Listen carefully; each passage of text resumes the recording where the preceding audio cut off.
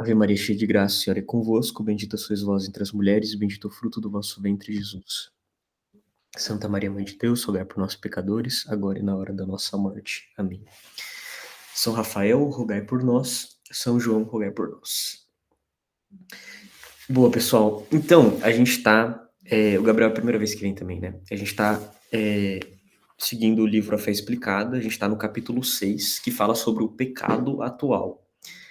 Na outra aula, na última aula, a gente falou um pouquinho sobre a criação, o homem, né, e o pecado original.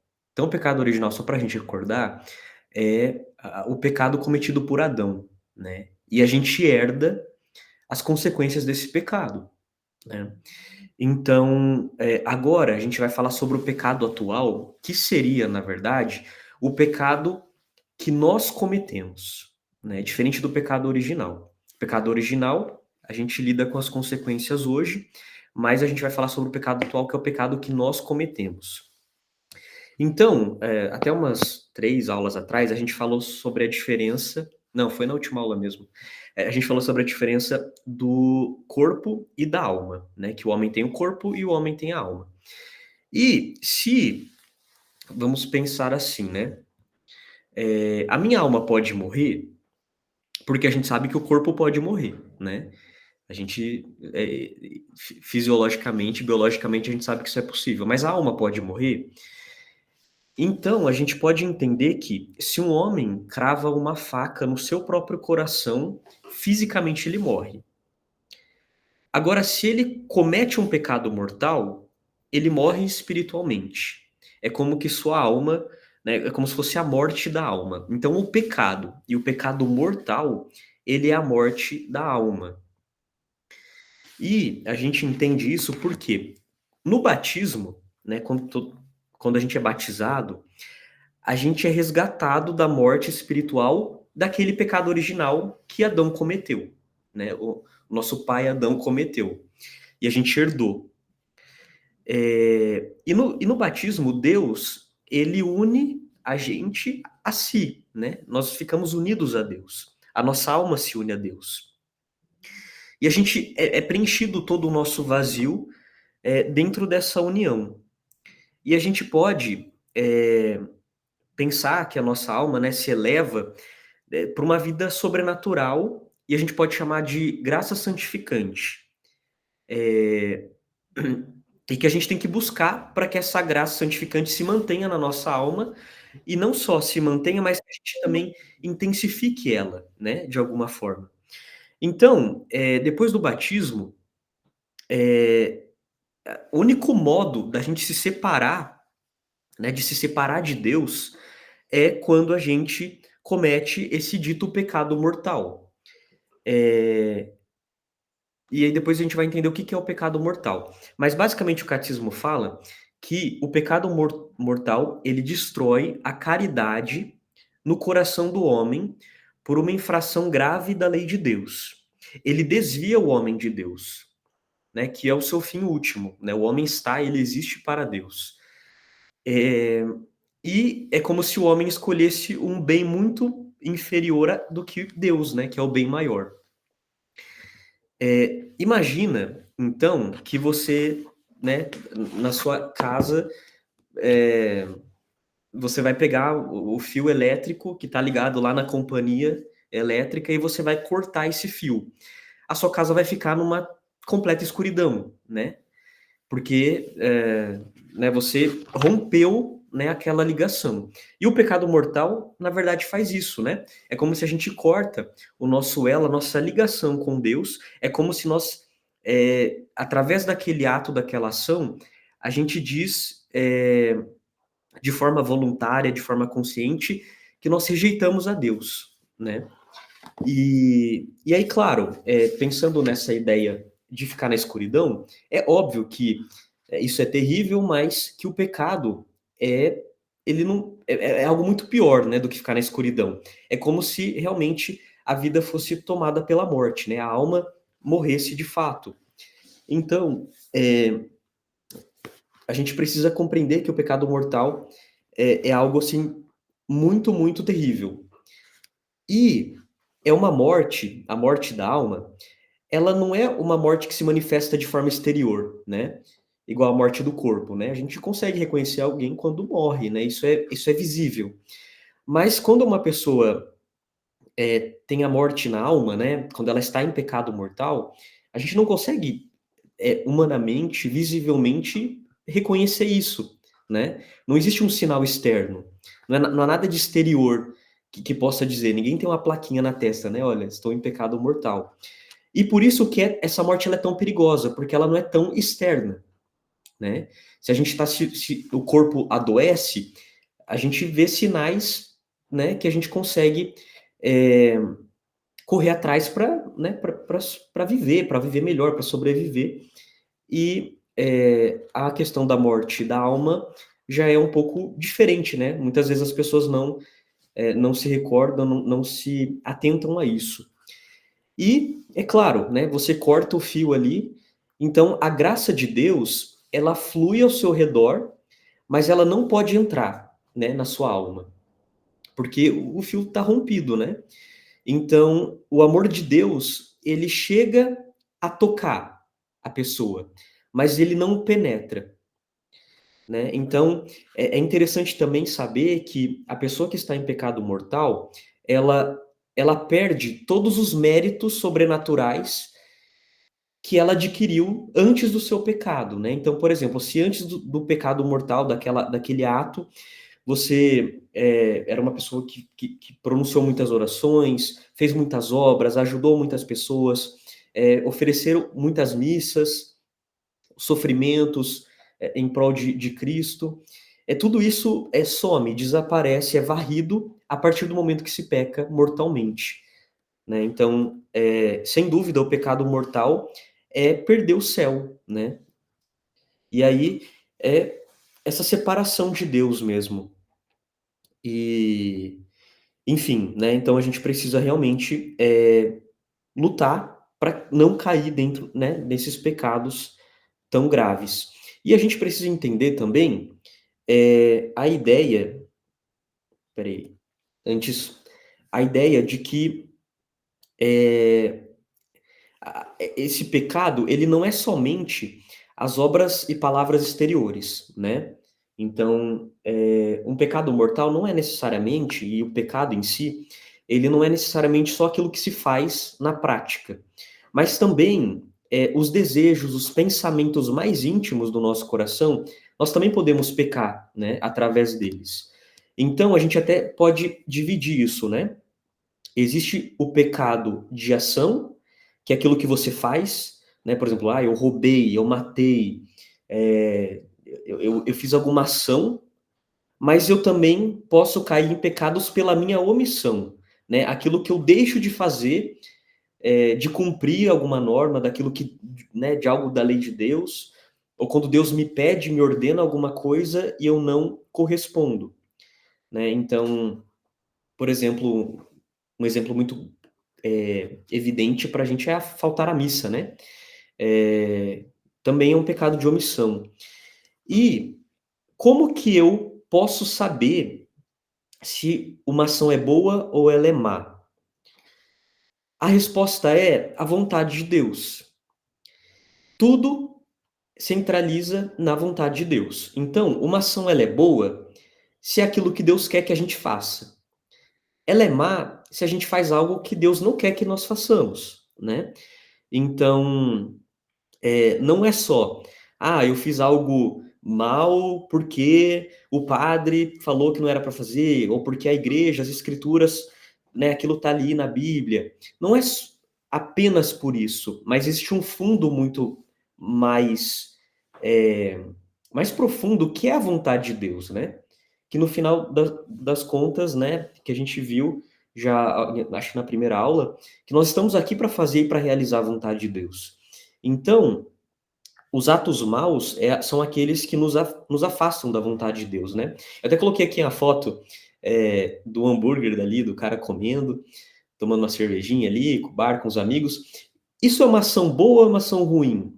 Depende, né, a pergunta que se deve fazer é: "Eu estou fazendo aquilo que Deus quer que eu faça naquele momento?". Pode ser que momentos específicos aquilo seja apropriado, pode ser que em alguns outros momentos não, né. E, por exemplo, essa fotografia num sábado à noite com os amigos, né, não é uma ação ruim, né? Você está ali convivendo socialmente, está comendo, é, enfim, está confraternizando, está fazendo amizade, apostolado.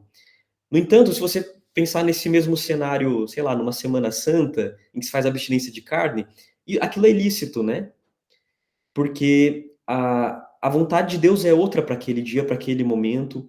Então a gente precisa não relativizar, mas entender que tudo deve ser centralizado na vontade de Deus, né? O que Deus espera de mim, né, em determinado momento e, enfim, e também pensando na vida eterna, né? Aquilo que não me tira também desse caminho maior, né?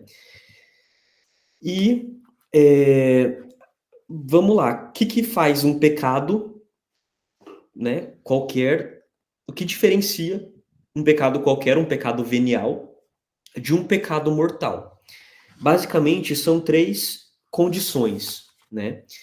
A primeira delas é se o pecado ele tem matéria grave, né? Ou seja, não tem matéria infantil. Por exemplo, eu contei uma mentirinha e, né, uma mentirinha boba, assim, de criança, assim. Não teve nenhuma consequência tão grande. Isso é um pecado. Mas um pecado mortal já é um pecado mais grave. Se eu contei algo que prejudicou a reputação de alguém, teve consequências muito maiores, né, algo muito maior. E, né, um outro exemplo, sei lá, eu roubei uma maçã, uma moeda. Não, eu roubei, né, sei lá, R$ 200 da conta de alguém. Enfim, depende muito do grau de matéria, né? Do quão grave aquilo foi. E quanto mais grave é, mais né, maior a tendência daquilo ser um pecado mortal. Se tacar fogo numa casa, por exemplo, né? É algo realmente, relativamente, visivelmente cruel, né? Em segundo lugar, ter plena consciência, né? Quando você não só faz algo grave, mas se você faz aquilo sabendo o quão errado é aquilo, né?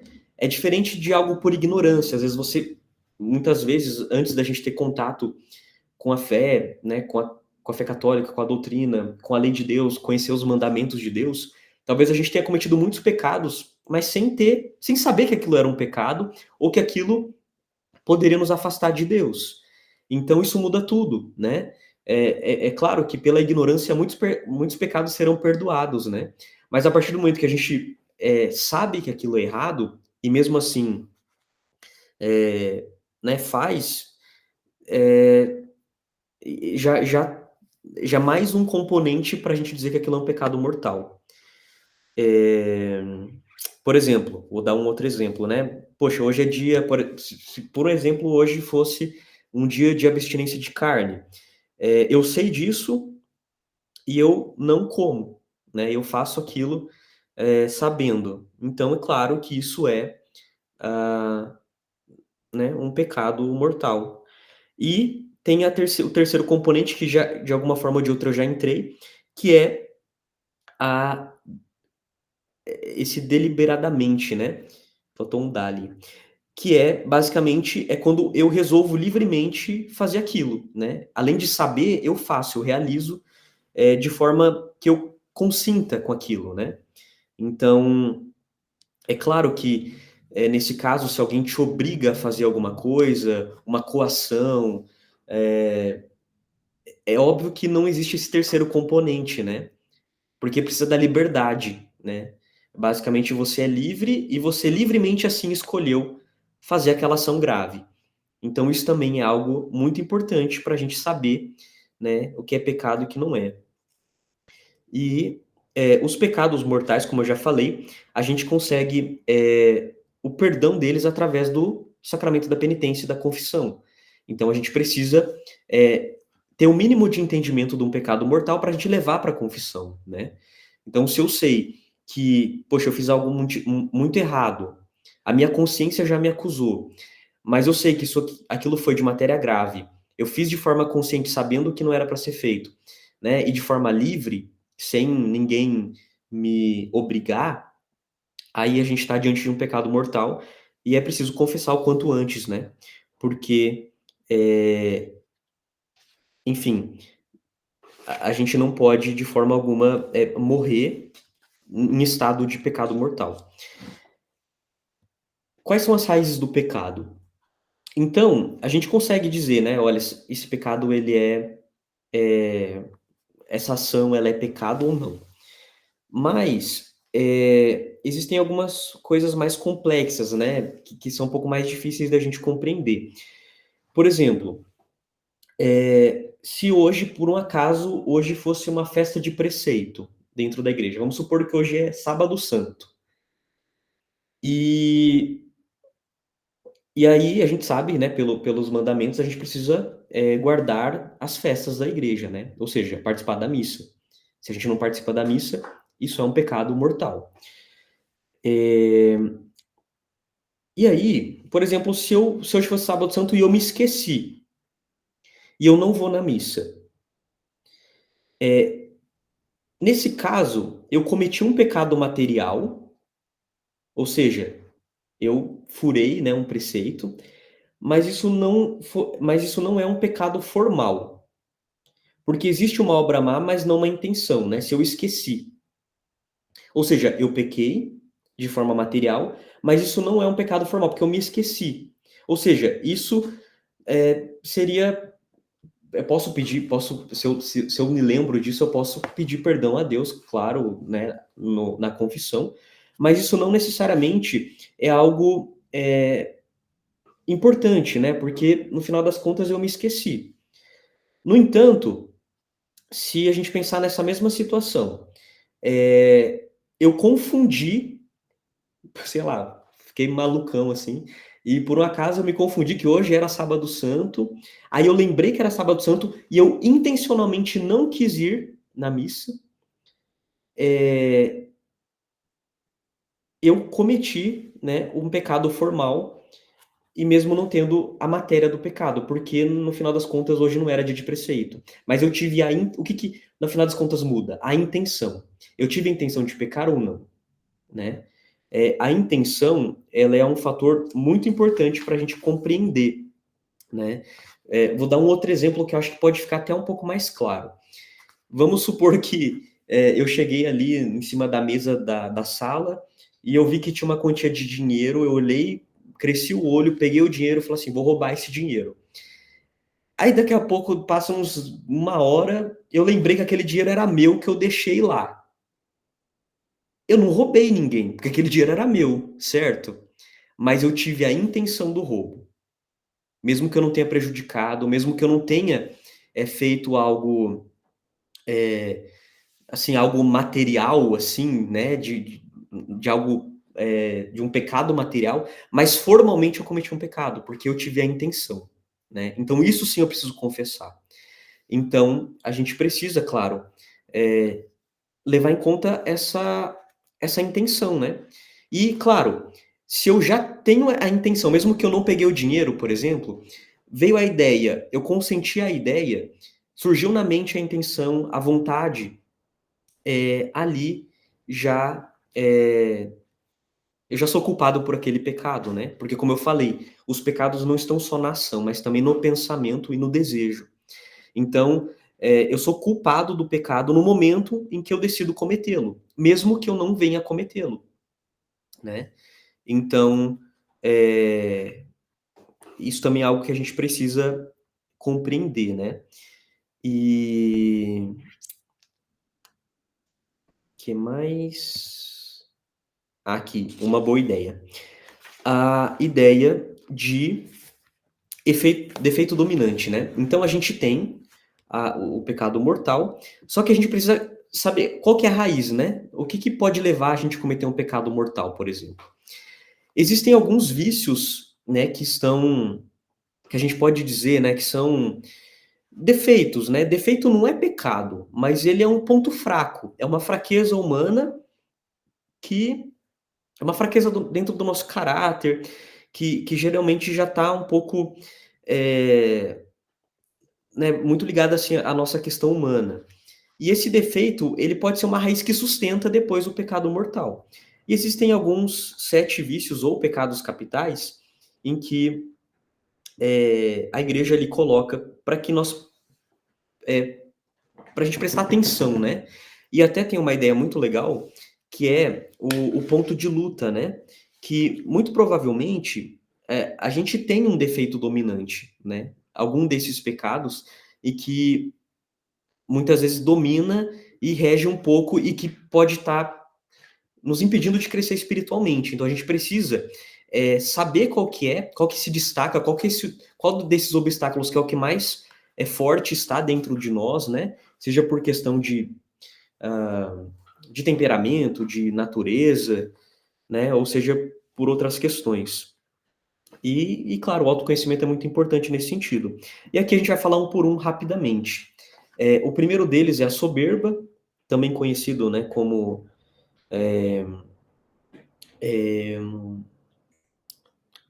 Orgulho? orgulho. Boa. A soberba na verdade, é nada mais como que a, a desordem, né? Como se a gente colocasse o amor próprio, o egoísmo, à frente de Deus e dos outros, né? São aquelas pessoas que se sentem maiores, melhores, né? Então a gente consegue ver isso muito na questão da vaidade, enfim, pessoas que preferem às vezes manter o status para que ninguém fale mal né, daquela pessoa, ostentação, ambição, de forma desordenada, e enfim, também é algo que a gente precisa saber reconhecer, né? O segundo pecado capital, a avareza. O desejo, assim, sem freio de ter bens temporais, passageiros, terrenos, né? E aí, claro, daí podem surgir os pecados de roubo, que a gente já comentou, de fraude, de injustiça, né? Mesquinhez, indiferença aos necessitados, por exemplo, quando a gente não ajuda os outros. O terceiro, a luxúria, né? Que a gente também pode falar, dar um outro nome de impureza. É basicamente quando a gente fere a castidade, né? Atos desonestos, falsidades, injustiças. Também a perda da fé, o desespero da misericórdia e, e questões carnais mesmo, né? O pecado, os pecados muito comuns hoje, né? De uma sociedade hipersexualizada, né? O sexo fora do casamento, enfim, a masturbação, a pornografia, enfim, tudo isso são pecados de luxúria, né? A traição, enfim. A ira, que esse estado emocionado também, esse emocional desordenado, que faz com que a gente se oponha, né, às outras pessoas de forma muito violenta. Então, as mortes, homicídios, desavenças, o ódio, a murmuração, né? Quando a gente promove um dano a alguma propriedade alheia, vandalismo, tudo isso, né, surge ali do defeito da ira. A gula, que as pessoas às vezes acham até graça, né? Que é pela comida, pela bebida, uma atração desordenada por tudo isso. E pode parecer algo muito inofensivo, né? Mas a gente se assemelha muito na gula com o animal. Então, isso pode prejudicar de forma muito, muito clara, assim, a nossa saúde. E muitas pessoas às vezes não sabem, mas, por exemplo, isso pode produzir também, né, a gula, a gente, enfim, produzir um linguajar mais, enfim, pejorativo, ofensivo, blasfemo, injustiça contra a própria família, outras pessoas. A inveja, que também é um outro vício, que é como se a gente não pode se limitar só a pensar em desejar a vida que a outra pessoa tem, mas também quando isso nos entristece saber que outras pessoas estão melhor, né, ou estão bem, e sofrimento, nós sofremos pelo melhor dos outros, né? E, enfim, também tem algumas outras ideias que a inveja pode produzir, né? Como o ódio, como a calúnia, difamação, ressentimento, mágoas, né? E também, finalmente, a preguiça ou também a assídia, que é quando estou diante de um trabalho, de um dever, de algo que eu preciso realizar e eu fujo, né? Eu fujo daquele esforço. É o desgosto, né? A recusa, porque eu me coloco em primeiro lugar, né? O meu conforto e a minha, entre aspas, paz, antes dos deveres para com Deus e para com os outros, né? Aqui, claramente, omitir a missa nos domingos, dias de preceitos, fugir das orações, das obrigações familiares, profissionais, tudo isso pode ser preguiça também. E é isso, só para a gente terminar, entender também uma coisa que eu comentei bem rapidamente, o quão importante é a confissão, né? Então, é claro que se eu morro em pecado mortal, eu não posso mais. É como se a vida fosse uma oportunidade de, é, de amar a Deus e de fazer a vontade de Deus. E a partir do momento que eu morro, eu já não tenho mais essa oportunidade de me é tirada. Então, se eu morro em estado de pecado mortal, não se pode reverter. Ah, mas eu me arrependi depois, enfim, mas eu não. Entendam que a oportunidade de fazer a vontade de Deus é em vida, né? Em vida corporal, né? Então, se eu morro com o fio desligado, o lugar é o inferno, né? Porque a alma já decidiu em vida essa recusa, essa rejeição a Deus, né? Então, isso naturalmente acontece. Então, não é que a morte, o inferno seja um castigo de Deus, mas é uma consequência das escolhas aqui na Terra, né? Então, por isso que é importante, sempre que caímos em pecado mortal, procurar a confissão o mais rápido possível e religar, né, aquela... É claro que o fio vai ficar meio com algumas... né, vai ser remendado, aquilo vai ter a, a marca do pecado, mas a gente vai estar religado novamente porque Deus, isso, na sua infinita graça, nos concede tudo isso, né? E é isso. Ave Maria, cheia de graça, o Senhor é convosco. Bendita sois vós entre as mulheres, e bendito o fruto do vosso ventre, Jesus. Santa Maria, Mãe de Deus, rogai por nós pecadores, agora e na hora da nossa morte. Amém.